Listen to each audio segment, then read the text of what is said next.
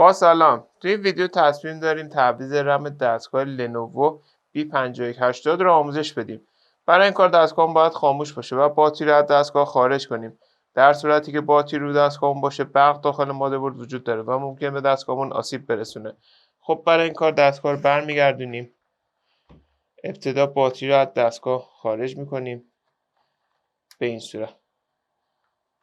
رم ما در این قسمت قرار داره که شروع میکنیم به باز کردن درب قاب کف دستگاه.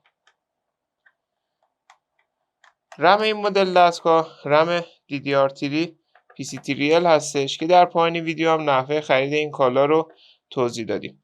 خب بعد باز کردن پیچا درب قاب رو به صورت کشویی باز میکنیم و با فشار دست زبونهای رم رو آزاد میکنیم و رم رو از دستگاه خارج میکنیم. برای جا زدن دوباره رم اونو داخل شیار قرار میدیم و اونو به سمت پایین فشار میدیم.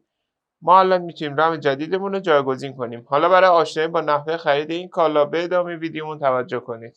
برای خرید این کالا میتونید به آدرس www.iranfso.com مراجعه کنید و یا عبارت کامپیوتر افق رو به صورت فارسی در مرورگرتون جستجو کنید.